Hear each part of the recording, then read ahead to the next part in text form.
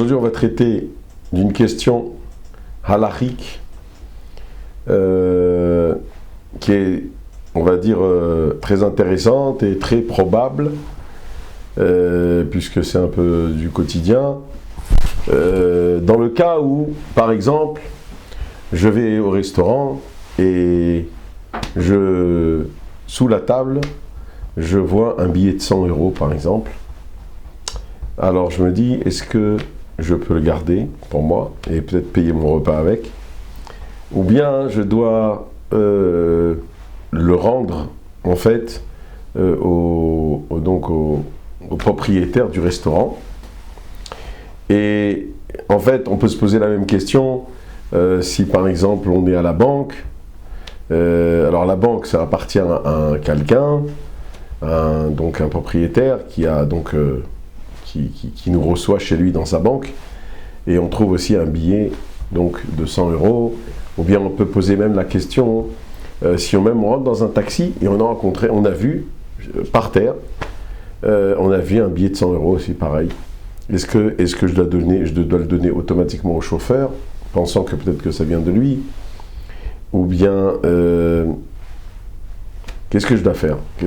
Ou bien même dans ma voiture. Dans ma voiture, je vois sur le siège arrière un billet de 100 €. Et est-ce que je peux le prendre? Est-ce qu'il est à moi? Voilà. C'est quoi la question? Alors d'abord, je vais répondre à cette question tout de suite pour ceux qui sont impatients. Mais bon, il y a bien sûr tout un développement à la réponse.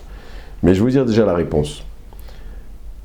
La réponse est que oui, celui qui rentre dans un restaurant, il voit un billet de 100 € ou même plus, peu importe la somme, il voit de l'argent déposé par terre ou jeté par terre, alors il pourra garder cet argent et il ne sera pas du tout obligé de le donner au propriétaire du restaurant, bien qu'il se trouve au restaurant chez cette personne-là, en fait c'est un endroit privé, c'est privatisé.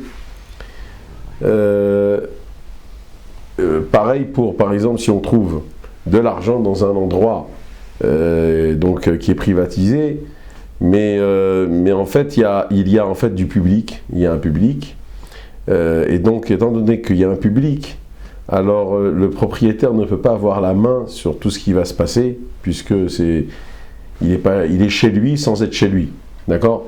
Même si par exemple vous allez à une soirée, et vous allez chez quelqu'un à une soirée et vous trouvez aussi un billet, vous n'êtes pas obligé de lui donner au propriétaire, parce que en fait le propriétaire, il ne sait pas, il ne peut pas vraiment savoir si c'est à lui ou pas. Donc c'est possible que c'est à l'un des invités. Alors ce serait bien, maintenant la question elle est de savoir, l'argent en général, les gens dès qu'ils s'aperçoivent qu'ils ont perdu leur argent, alors automatiquement ils abandonnent leur droit de propriété sur cet argent, ce qu'on appelle le hefker dans la notion halachique. C'est qu'en fait il abandonne et il se dit, j'ai perdu espoir de retrouver cet argent. Pourquoi? Parce qu'en fait il n'y a pas un signe qui va indiquer que cet argent lui appartient.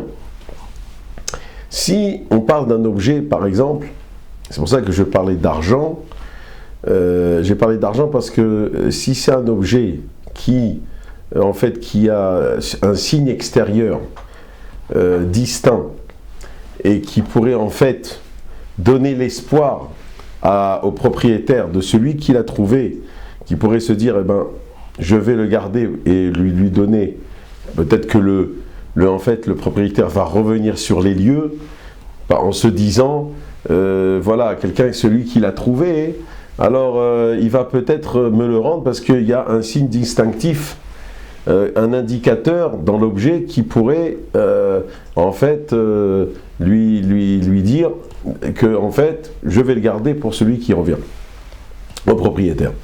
Mais s'il n'y a pas un signe distinctif, comme par exemple l'argent, personne ne peut vraiment dire c'est mon argent, puisque c'est un billet, comme un autre.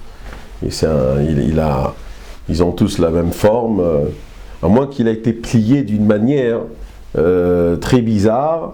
Et là, peut-être, on pourrait peut-être se dire, bon, il n'a pas perdu espoir, j'attends qu'il revienne pour lui donner. Mais en général, c'est pas comme ça. Donc, de trouver simplement un billet de l'argent, alors on pourra donc finalement le prendre et on ne sera pas obligé de donner à personne, ni au propriétaire, puisque le propriétaire n'a pas acquis cet argent, même s'il dans son... Et pourquoi j'ai donné un exemple, par exemple, du taxi? Parce que le taxi, en fait, il y a beaucoup de personnes qui rentrent dans le taxi. Il y a beaucoup de personnes qui rentrent dans le taxi, donc c'est possible que c'est quelqu'un qui l'a fait tomber de sa poche en prenant la monnaie ou prenant... Si, par exemple, ce billet, il est vraiment juste à côté du chauffeur, là, on se dit, bon, c'est peut-être au chauffeur. Mais si c'est sur la banquette arrière, or, sur la banquette arrière, il y a plein de monde, puisqu'il fait rentrer dans son taxi beaucoup de personnes. Alors, c'est très possible que ce n'est pas du tout au chauffeur. Et donc, même si on est dans son taxi, dans sa propriété, eh bien, son taxi ne pourra pas lui faire acquérir cet argent, puisque c'est un endroit public. Alors, bien qu'il est fermé, bien qu'il est privatisé, ça, on va regarder ça comme un endroit public. Et dans un endroit public, on sait très bien que on peut garder l'argent. Celui qui a trouvé de l'argent dans un endroit public, il pourra le garder parce qu'il n'y a aucun signe, aucun signe distinct qui pourra donc nous indiquer que le propriétaire a perdu espoir ou pas de retrouver cet objet. Donc, la réponse, elle est oui, on pourra garder cet objet, cet argent.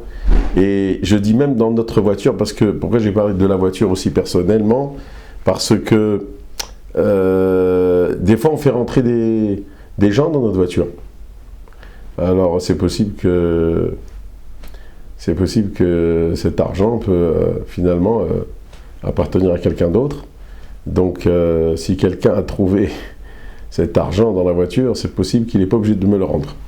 Voilà, parce que je prends beaucoup de personnes dans ma voiture, je prends des voyageurs, je prends des gens qui font donc comment on appelle ça, les autostops, quoi, les trains, quoi, les autostops. Alors, si on prend beaucoup de personnes, eh bien, ça devient un endroit public. Et en fait, vous avez compris la règle, tout ce qui est en fait un endroit privé, mais qui a de nombreuses personnes qui passent dans cet endroit, donc le propriétaire ne pourra pas revendiquer le fait que c'est à lui, au contraire, on pourra le prendre.